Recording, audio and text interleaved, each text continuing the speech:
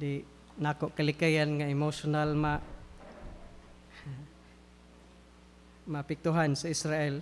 Because if you can understand God's love towards Israel, sakto kayo sa atong mensahe karon, atong makitaan karon ang gugma sa Dios ngadto sa Israel. God is a relational God. God wants to have a relationship with you. Gato na makita sa atong text karon. Ang Dios dili siya layo, ang Dios dili siya strict, yes, stricto, pero ang Dios gusto makigrelasyon sa tao. Gihigugma gyud sa Dios ang katawhan. You see? Salvation is a love story. For God so loved the world that He gave His only Son. Salvation is a love story. That's God's love. He wants a relationship with humanity. Sadly, humanity rejected God, rejected Christ. Og mao ni karon ang mensahe nato karon. Israel.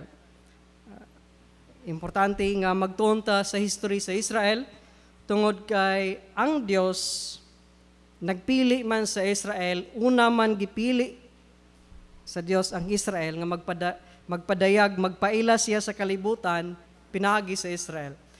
Now, sa ako nang gikaingon kaganina, miyaging mga Sundays, ang Jeremiah usa sa ang pinakataas nga libro sa tibok Bible. O tungod niini, karon ang chapter 2, while 8 verses lang atong gibasa, but atong tun-an karon as a whole ang chapter 2. Tungod niya na, di lang nato basahon og balik ang text, but we'll just read the text as we go along sa atong pag-study. Let's just start by praying. Let us pray. Father, we thank you so much for this beautiful morning. We thank you, Lord God, for the air that we breathe and the freedom that we have, the peace that we experience. Above all, your love, your mercy, and your grace that surrounds us, that overflows in our lives. Thank you that you are a faithful God. Here we are, Lord. We give ourselves to you. May you teach us your words. May you open up our hearts and our minds that we may understand your words and come to know you intimately. Let us understand that you are a relational God, that you want to have a relationship with us. How deep is your love towards us that you gave your Son. Hinaot Ginoo, ikaw mahimaya, matuboy sa mong taliwala karon samtang kami mamalandong sa imong mga pulong. Kini among giampo pinagi lamang sa ngalan ni Jesus. Amen. Now, ang Jeremiah, pinakataas nga libro sa tibok Bible, o nga tungod kay ang content sa Jeremiah related ra mga prophecies of judgment, daghan kayong prophecies of judgment, mo nang karong adlaw, karong kabuntagon, ang whole chapter 2 mo ay atong tunan as a whole. Now, maningkamot ang matapos ni nato karong kabuntagon. We have 1 hour. Now, ang history sa Israel nga gi-record dinha sa Bible, naghatag kanatog timeless truths mahitungod sa atong Dios ug sa iyang attitude towards sin. Labi na ang regarding idolatry. Og ingon nga mga Kristohanon, we support and pray for Israel. It is important for us to study Israel's history tungod kay ang Dios mao may nagpili sa Israel, mo'y nag-create sa Israel as a people, as a nation, para kani nga nasod maoy mopadayag sa tibok kalibutan kinsa ang Dios ug unsa ang Dios. Israel is very special in God's eyes and in God's plan of salvation. Ang manluluwas usa ka Jew. God is an Israelite, a Jew, a Hudiyo. O gigamit sa Dios ang history sa Israel para maghatag og mensahe kanato dili lang para sa mga Israel kundi for thousands of generation. Pinaagi sa Israel makita nato unsa ang Dios, kinsa ang Dios, kinaiya sa Dios, og ang iyang kasuko mahitungod niana kung ang tao magsimba og Dios mo forsake kaniya, which is greatly gipakita dinhi sa whole chapter 2 sa atong pagtuon karon. The Bible clearly shows that even if you are special before God, even if you are the apple of God's eye, even if you are a chosen people like Israel, if you sin against God, if you forsake God, the God who created you, and in the case of Israel, the God nga mo'y nag-form sa Israel, if you forsake God, you will really experience discipline and judgments. Mo ni ang context karon sa chapter 2 and even sa Jeremiah. Mo ni karon ang atong context. Ang katawhan sa Dios, ang Israel, nagpatuyang sa ilang pagpakasala,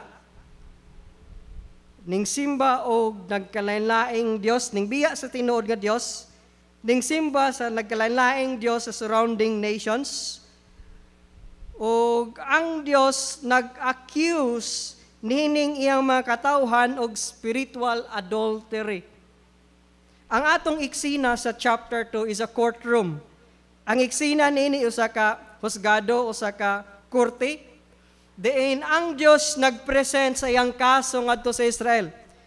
Nini nga time, ang Dios maoy witness, while ang Dios gihapon maoy attorney sa iyang kaugalingon. Naghatag og kaso ngadto sa husgado, kining Israel nakasala og adultery. And then ang gigamit nga mga terms sa Dios dinhi is God is the husband, Israel is his wife. And ang Israel as a wife nangitag laing husband ning biya og Dios. Mo ni atong iksina, mo ning context karon sa chapter 2 sa Jeremiah. Mo ning background sa atong mensahe nining kabuntagon. Og dinhi sa Jeremiah, ang mensahe sa Jeremiah dinhi atong madunggan ang hangyo sa Dios sa Israel, pag-repent mo. Ayaw na mo ni anang pakiglambigit pa sa laing Dios, balik repent, kay kung dili mo maminaw, na ipaghukom nga moabot. Ginoo nagingon, remember your first love. Ang whole chapter 2, kung baga failing marriage between God and Israel. Permero, nag-start, nindot kayo, ligon kayo ang ilang, beautiful kayo ang ilang honeymoon, niya ning kalit lag unahan sa unahan, hilabihan nga kaso sa spiritual adultery, ug nga ang grounds sa divorce dinhi gihanay sa Dios. Gipakita sa Dios, gilista sa Dios, mao ni ang akong basihanan nganong mubiya, nganong silutan ka, nganong hukman ka Israel. Mao ni ang akong mga rason nganong kinahanglan ka hukman. Naghatag ko og kaso aning complain, bato kanimo. Gilista dinhi sa Dios ang iyang mga reasons. But the first chapter pa lang, sawa pa na gibuhat sa Ginoo, gihinumduman una sa Ginoo ang ilang early nga relationship samtang bago pa ang Israel as a nation. Ug nagpakita nga ang Dios faithful. Ang Dios nagpaka-faithful, forever faithful, mo nang nahibong ang Dios ngano man Israel. Ngaming biya ka man kanako. Let's start sa verse 2. Sa verse 2 ug 3, ang Dios naghinumdom sa ilang bago pa nga relasyon, samtang bago pa nahimugso ang nasod sa Israel. Verse 2, Go and cry in the hearing of Jerusalem, si Jeremiah gingnan sa Dios, saying, thus says the Lord, I remember you, the kindness of your youth, the love of your betrothal. Nang betrothal mo ning, sinibuan ani? Pagminyo kaning o pagpamay nang magsabot ba nga magminyo na mo kamo gyud magpakasal kana nga stage. Kaning betrothal stage sa Israel sa ilang context official na siya. Kung nagipamay-an na ka, it's considered nga minyo na ka while dili pa wa pa mahuman ang kasal. Kung na-betroth na ka, adultery na kung engage pa kaglain. Og dinhi ang Dios naghinomdom samtang bata pa ang ilang relasyon. Ang gugma sa imong saad nga sa pagminyo, sa pagsunod mo kanako didto sa kamingawan. Ang Dios naghinomdom gyud sa devotion sa Israel samtang gikan sila sa Egypt padung ngadto sa kamingawan. The Israelites followed God, ning sunod, bisan pa magmugo sa wilderness, ning gawa sila sa Egypt, sa yuta nga wala matamni, that's the desert. Samtang bago pa ang nasod sa Israel, si Jeremiah nagpicture nga devoted nga bride ang Israel. Faithful sa covenant. It's not just devoted, kundi faithful sa iyang mga saad. Ingon nga piniling katawhan sa Dios.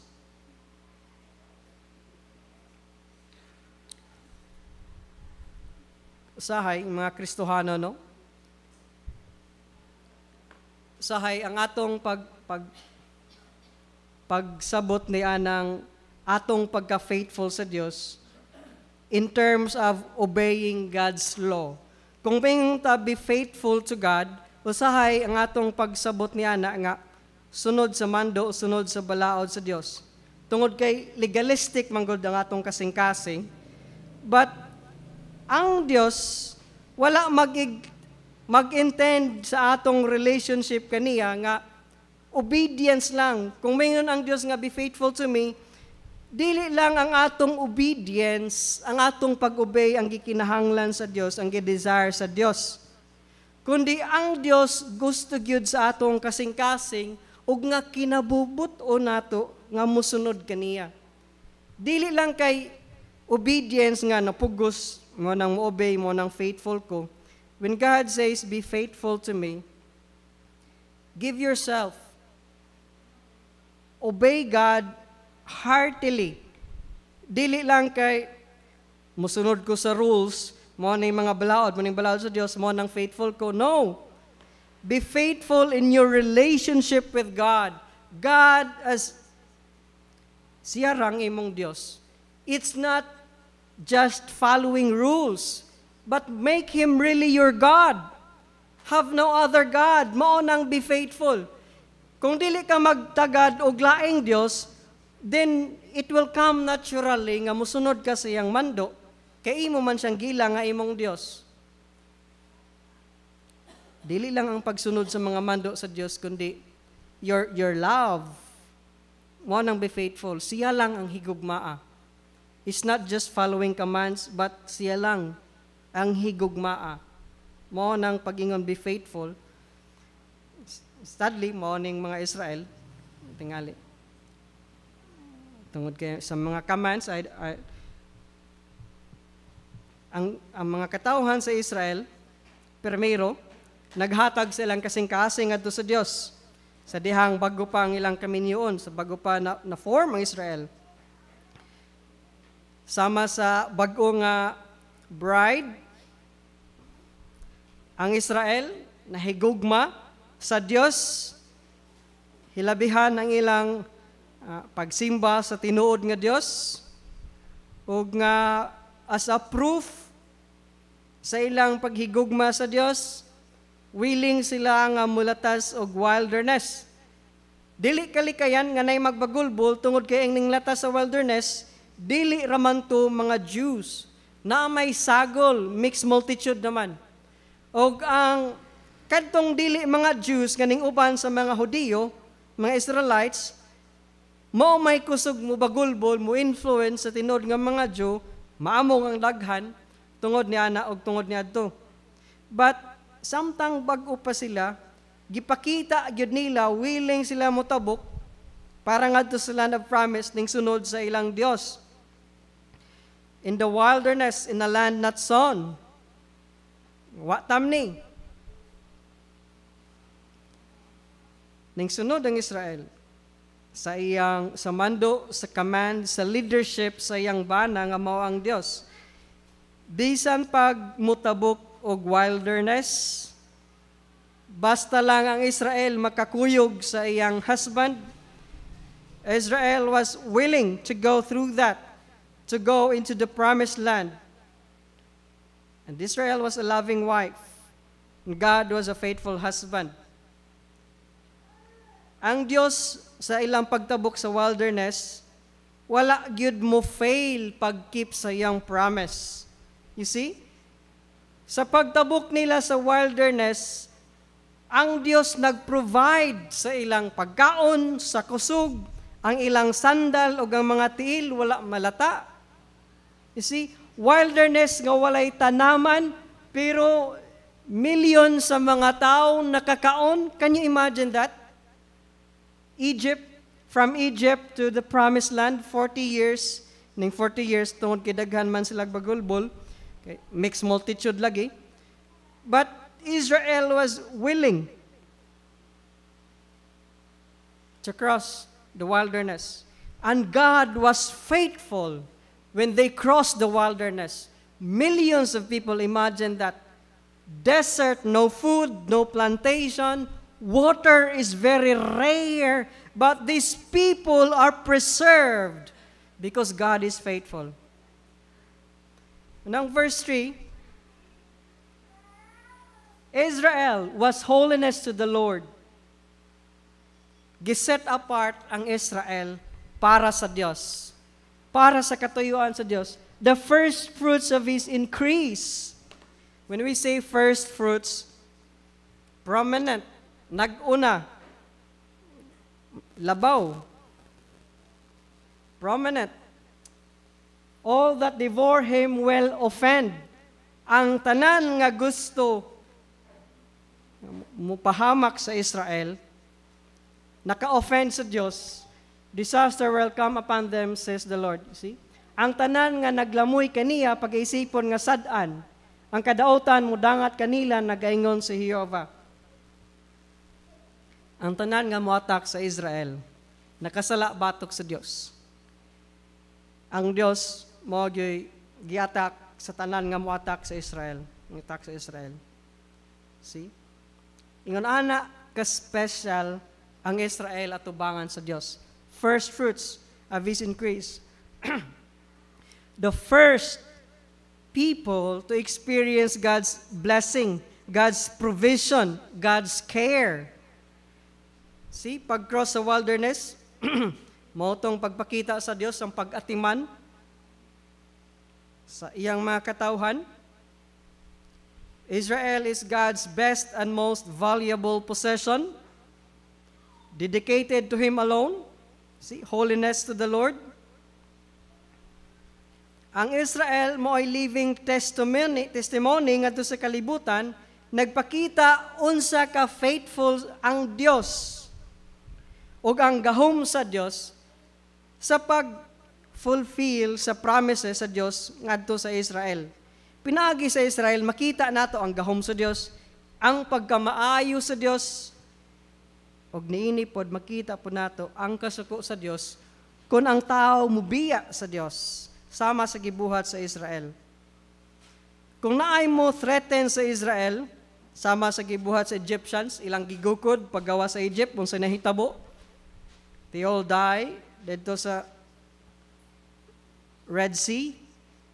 Mga Philistines, like panahon pa ni David and Goliath, pildi gihapon, daghang mga instances nga ang Dios mismo mo'y nagpadaog sa Israel.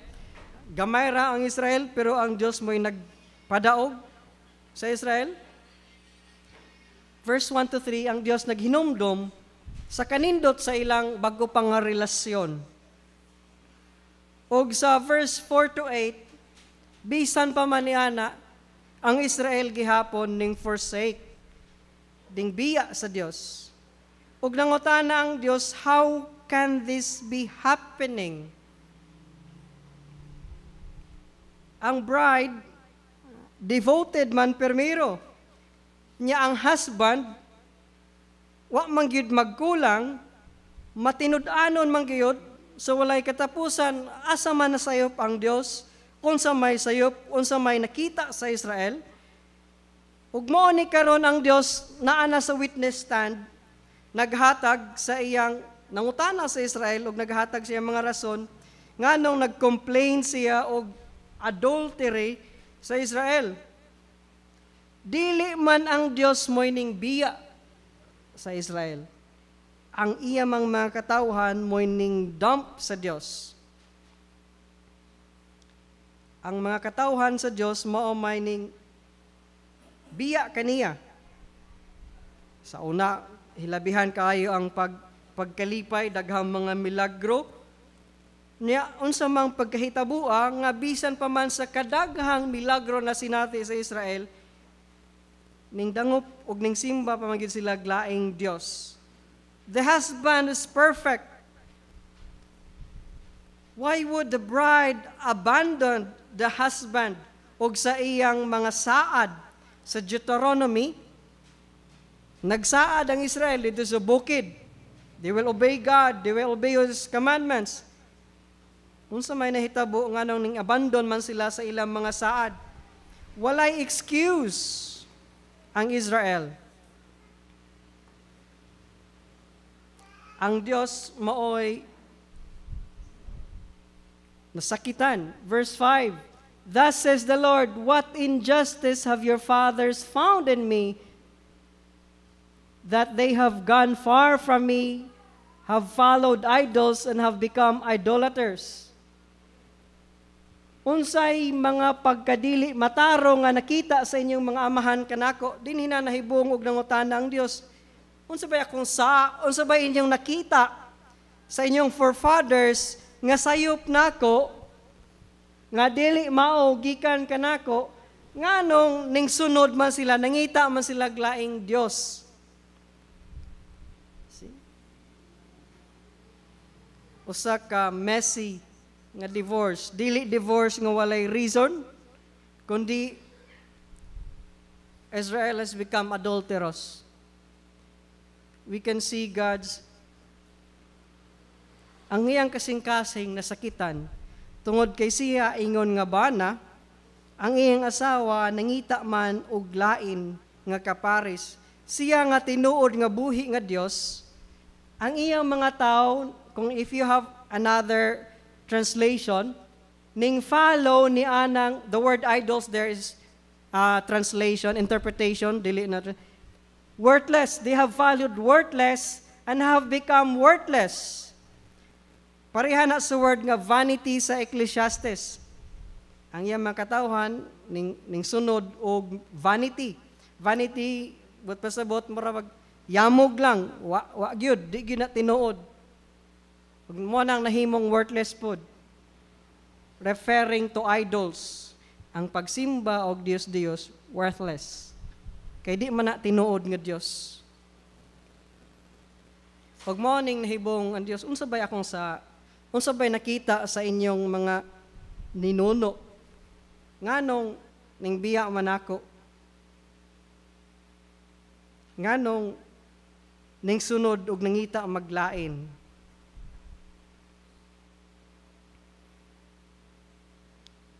Morning nasubo ang Dios. Morning nasa'y plano nga paghukom para sa Israel. Kay gibiyaan man siya sa iyang hinigugma. You see, nasakitan ng Dios kay nahigugma siya sa Israel. Ingon ana ang Dios sa tao.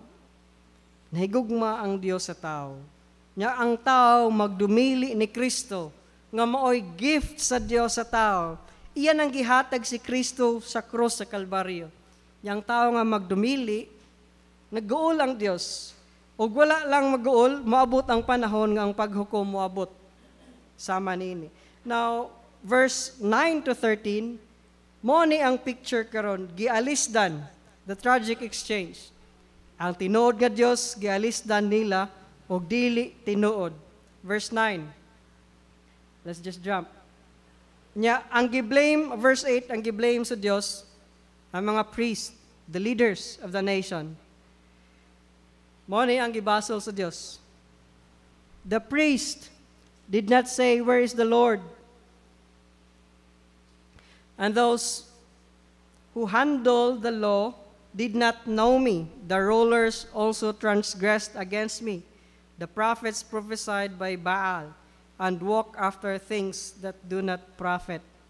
Ang gibasol sa Dios, the leaders of the nation, the priest, morning dako o burden ang mga pastor karon, mga nangulo sa spirito. Kung mupasaag kas katawhan, basulon ka gyud sa Dios. Now, tungod lang kay gitawag ka sa Dios does not mean balaan na ka nga tao. Ang mga priest sa Israel, wala gani makaila sa Dios. Naay mga nangalagad karon nga head knowledge lang, pero dili gyud tinuod nga nakaila sa Dios. Ang tinuod nga nakaila sa Dios, makita man na pinagi sa gawi. The knowledge is not just head knowledge, kahibalo, kundi relasyon. Muna nga knowledge na experience nimo ang Dios as real. O giniining panahon na gibasol sa Dios ang mga priest kay sila ang naghandle sa balaod, pero sila ang wala kaila sa Dios. Morning nangasaag ang mga tao. Morning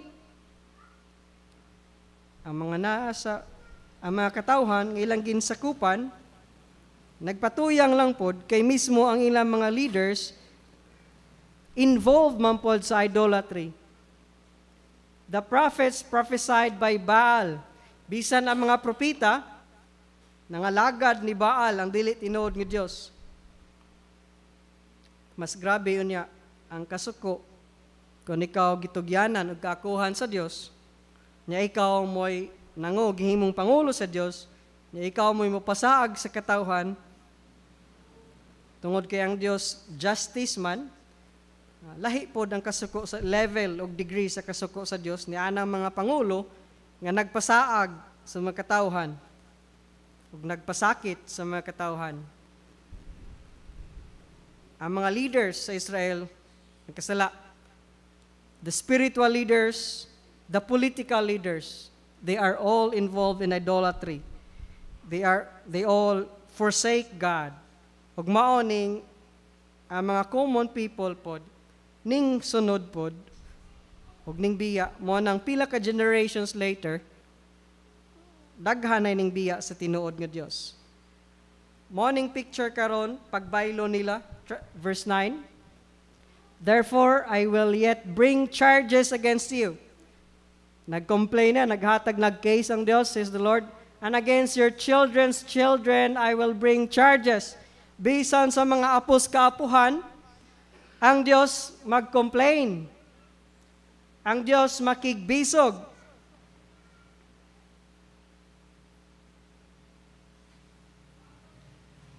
Verse 10, for pass beyond the coast of Cyprus, and see sand to Kedar, and consider diligently, and see if there has been such a thing. Nginoon Diyos nga, from Cyprus, that is, from the east, and Kedar, west and east. Verse 11, has the nation changed his gods? Sa mga nasod sa west, hangtod ngadto sa east, naabay nasod nga nag-ilis sa ilang Dios. Mo ni karon ang complaint sa Dios sa Israel.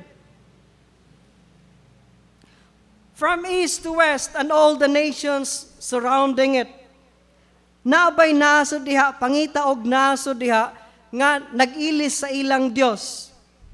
Rhetorical question, but pasabot sa Dios, even from east to west, walay nasod nga nag-ilis sa ilang Dios. Dili gay na tinuod nga Dios, wa gyud nila ilisi. Pero ang katawhan sa Dios, but my people, ang katawhan sa tinuod nga Dios, nag-ilis hinoon ni anang glory for what does not profit, na nag-ilis sa ilang himaya niadtong walay kapuslanan, na referring to idols. Labihan ang kasuko o ang kasakit sa kasing-kasing sa Dios. Bisan kining mga pagan nations from east countries to the west countries unsa na kalapad. Wa gay sila mag-ilis ilang Dios nga di tinuod. Kani hinong Israel nga nakaila sa tinuod nga Dios, naka-experience sa dagang milagro sa Dios. Ning biya hinon sa tinuod nga Dios, ning sunod niya nang dili tinuod. How heartbroken God is. Munang ang tao nga nagsimbag Dios, heartbroken kayo ang Dios niya na. The God who created the universe, the God who created us, niya ang tao, dili mo ila og Dios, heartbroken. You see, God is a relational God. God wants to have a relationship with you. He is heartbroken. Nganong ang tao relational man? Nganong masakitan man ta, magsilos ta, nganong naman ta emotion? Kay created man ta in God's image. When we say image, dili kay picture. Sama sa Dios na kaalam, na kahibalo, na ay kabubuton. You see, ang mga mananap, di man na matawag nga kabubuton nila, instinct man na, pero ang tao na kabubuton. Ang tao na intellect, ang tao na emotion. That's God's image. Then holy, righteous, God's image. Kana nga image, naguba lang tungod sa sala. We are emotional, we are relational, because God who created us is also emotional and relational. Nangutana karon ng Dios, faithful ko, ning tabok mo sa wilderness, way tanom, way agriculture, way tubig, pila mo katuig na kong giatiman. Tanawang mga pagano, wa man gani sila mag-ilis sa ilang Dios nga dili tinuod, vanity, worthless, mga na, mura manag yamog, wa kay mahikap, idols, yamog lang na, wa kay mahikap, di na tinuod. Pero ang katauhan sa Dios, nag-ilis sa tinuod nga Dios. God is really heartbroken. That is why nawagta ang Israel, 1948, na-restore ang Israel, thousands of generations. That is why Israel is suffering. Because of unbelief and forsake sa Diyos. Kung ikaw mo forsake sa Diyos, ang kasakit sa kasing-kasing sa Diyos ug ang kapungot nga moabot, imo unyang masinati. Ang disiplina, kung anak ka, discipline, wala na paghukom. Pero kung dili ka anak, paghukom ang moabot kanimo. Ningabot ang paghukom niini because they are unbelieving generation. Ningabot ang paghukom tungod kay mas baga man ang unbelievers. Pero ang Ginoo nagpreserve gihapon remnant kay naa may magtutuo panahon ni Jeremiah. Mo nang nay na-preserve nga remnant ningabot sa Babylon paggubat ni Nebuchadnezzar. You see? Idol worship is dangerous. God, suko gyudana, o God is a jealous God. God is a relational God and He will be jealous and He's jealous if you will worship. When we say be faithful to God, it's not just following His commands. Kundi give your love to God. Love Him above all. Even ang mga pagano, loyal. Mao ni diring kaso kiha sa Dios ngadto sa mga Israel. Pero iya mga katawhan, nasakitan gyud kay iya panggiatiman, ning dango pagyuglaing Dios, ning adto pagyuglaing Dios ug ning biya sa tinuod nga Dios.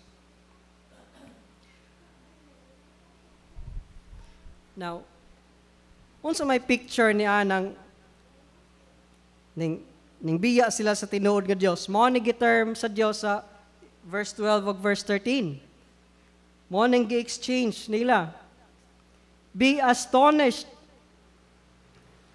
O heavens, at this, and be horribly afraid. Be very desolate, says the Lord. Pagkahibong mo mga langit, tungod kay mo man nagibuhat sa akong mga katawhan, be afraid.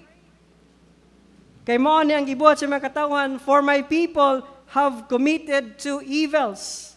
Ang akong katawhan nakakimog duha kadautan.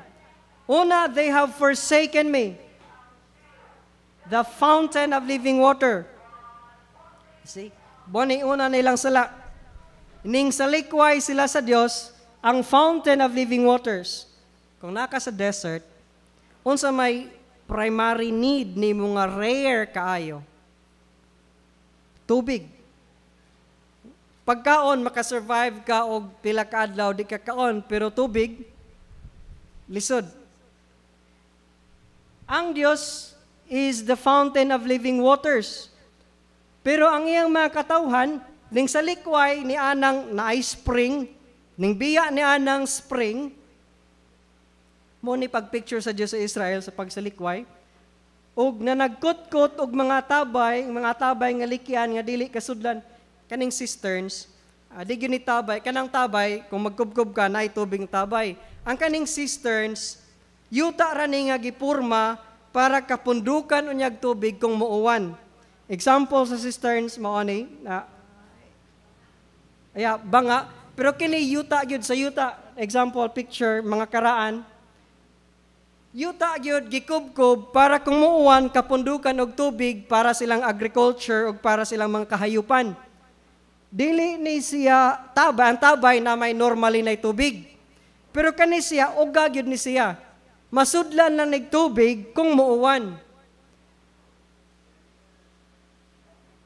Ang description sa Dios sa iya mga katawhan nganing sa likway niya, ako ang spring. Ang akong tuburan walay undang, walay hunong. Sa desert nga rare kaayo, nganong ning biya man mo, naghimo hinon mo, nagkubkob hinon mo gingon ani, wa pay sud nga tubig, liki pagyod. Nya kung muuwan, useless kay liki man. Mo ni ang picture sa tao nga ning sa likway sa tinuod nga Dios. See? Gisalikway ang tinud anay nga source sa kinabuhi. Ang tao nga nagdumili og nagsalikway sa Dios. You see, living water, and then gigamit na ni Christ the Samaritan. I am the living water. Kadtong Samaritan on the well. Mo ni pod nga picture. Tubig, way katapusang kinabuhi. Mo ni ang picture sa tao, ug mo ni ang picture sa Dios sa Israel. Kamo na ning kamot hinuon mo, ako na gani ang source nining water, spring nga walay undang sa paghatag og tubig. Nagkubkob hinuon mo ni anang yuta, wa pay sud nga tubig, unya kung masudlag tubig, liki pagyod. Ang inyong pagsunod ni anang idols, way hinungdan, way kapuslanan. Hago-hago lang, di makahatag ninyo kinabuhi, dili makasupply sa inyong need. This is God's complaint. Moto'y una nga evil. Ang una, forsake. Ang ikaduha, naghimo og ilang kaugalingon. O nga pamaagi. Naghimog kaugalingong pamaagi. Una, ningbiya sila sa Dios. Ikaduha, naghimo sila ilang kaugalingon para makasupply para silang kaugalingon. Na sila'y laing gisaligan. Wa na sila magsalig sa spring nga forever faithful.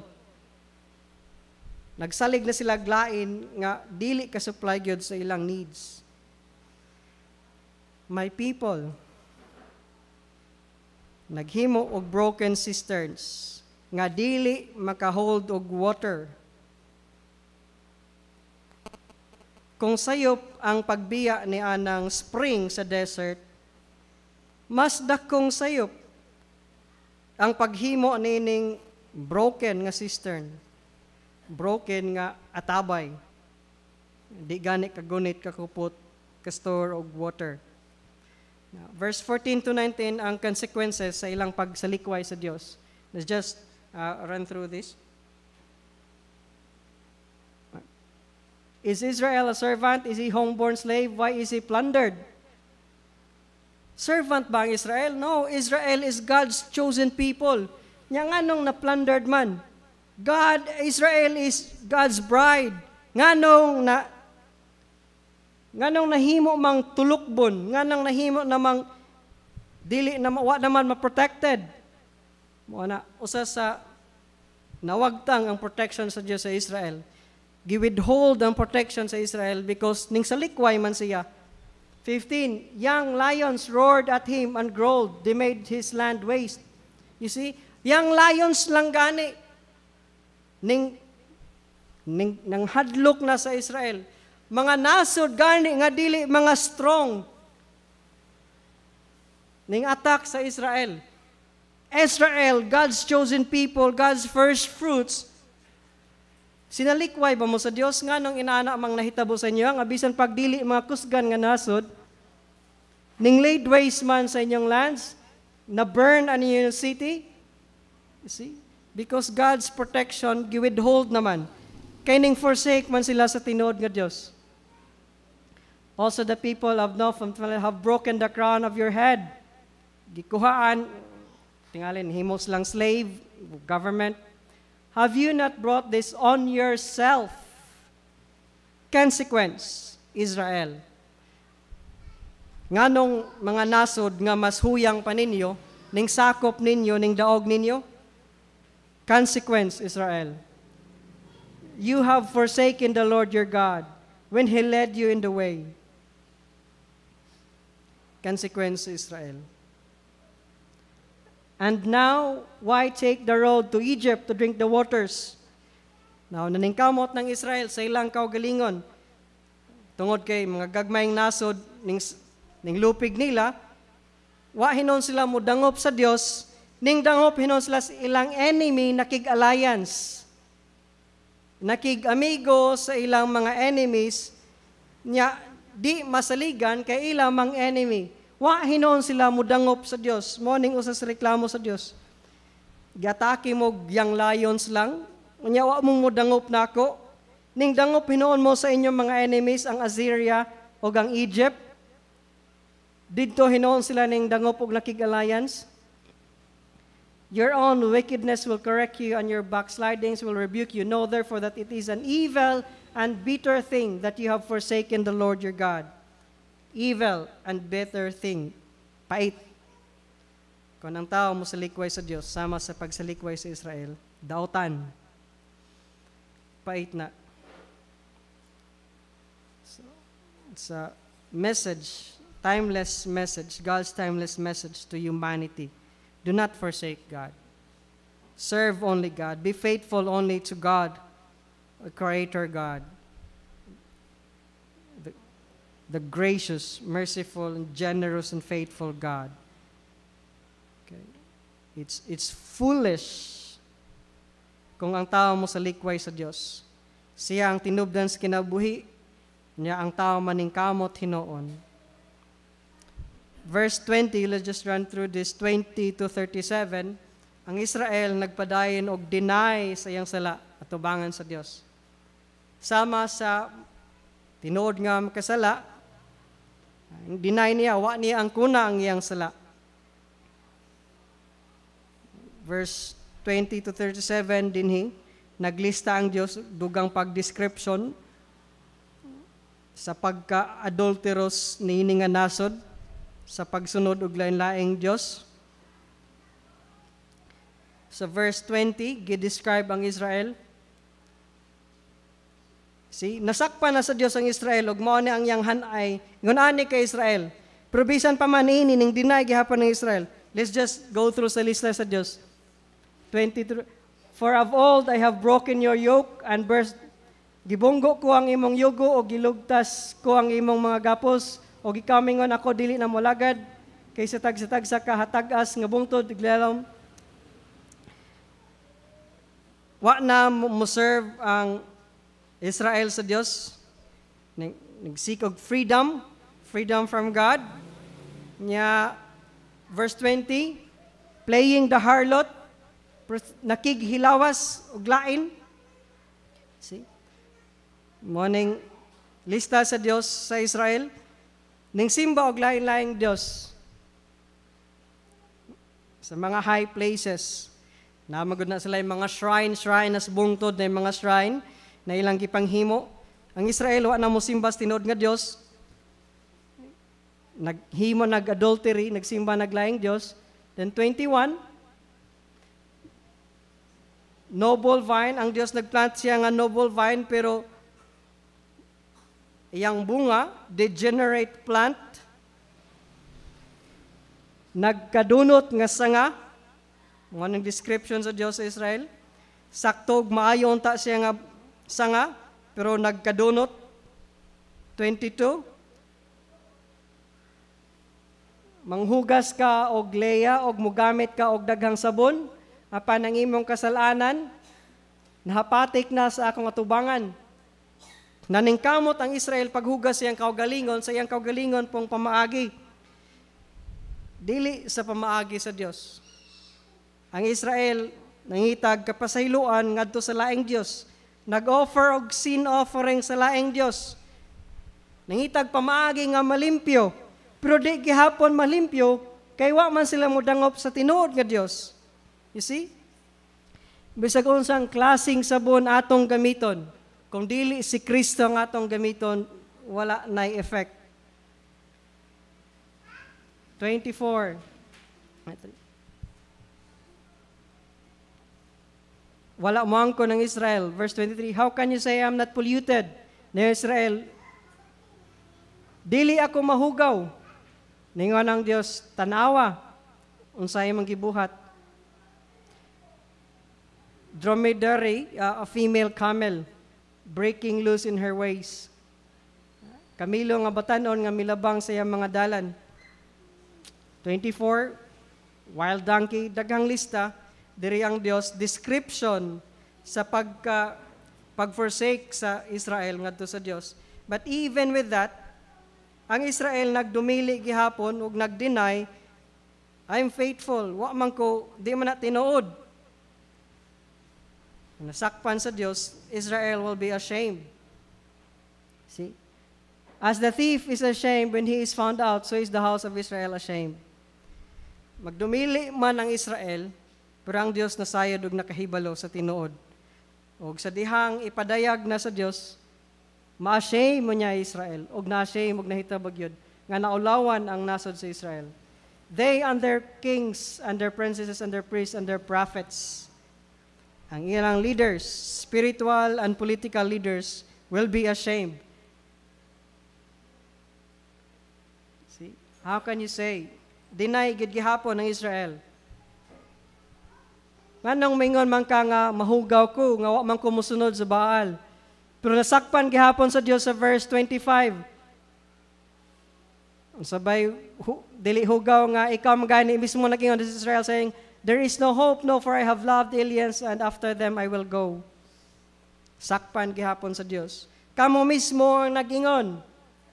Apan ikaw mismo ang mingon, kawang lamang, dili lagi ko silutan sa Dios. Kay ako nahagugma sa mga Dios nga lumalangyaw ug ako moadto sa pagsunod kanila. See? Sa pag-cross-examine na sa Dios, sakpan gihapon ug na-found out ang denial sa Israel. Another ning deny gihapon ng Israel sa verse 35. Yet you say, because I am innocent, surely his anger shall turn from me. Makasasala ng Israel, niyon pagod, di lagi ko silutan kay inosente man ko. Verse 35. Ningon ng Dios, behold, I will plead my case against you because you say, I have not sinned. See? Makiglantugi ko nimo. Pagahukman ko ikaw, tungod kay ning ingon man ka nga wala ka makasala. Kung inyong basahon, daghan kayong lista sa Dios, giun sa pagpakasala sa Israel. Ang Israel wala moangkon. Mo nang sa panahon nga ma-found out, ma-ashamed ang political o spiritual leaders. But there is hope. There is hope. Bisan pa man sa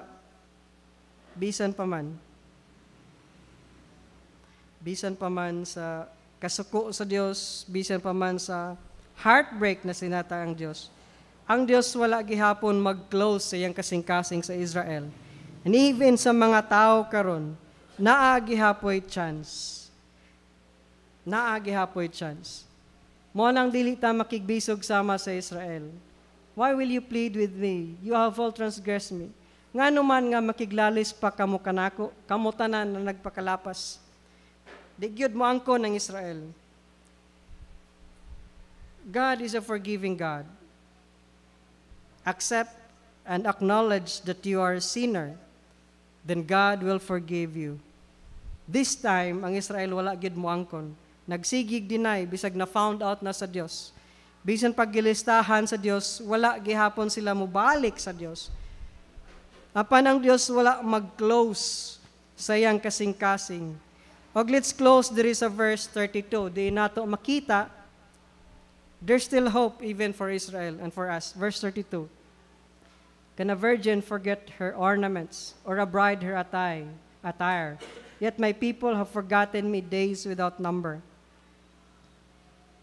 Sa panahon sa kasal, diha ba'y higayon nga ang minionon nga babae makalimot sa iyang bridal gown?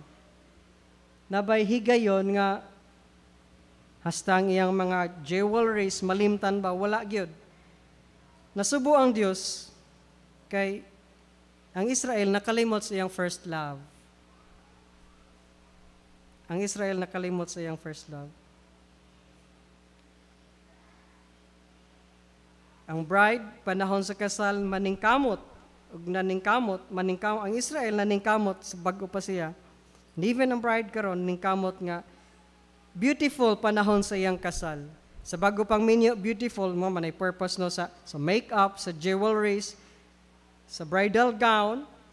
Aron perfect kaniya nang inadlaw. Although in reality dili perfect, walay bride nga perfect, but at that moment you're making sure nga ni anang adlaw perfect katanaon. It's para sa mga katawhan, para sa mga bisita, og labi na para unya sa mudawat nimo ang imong bana.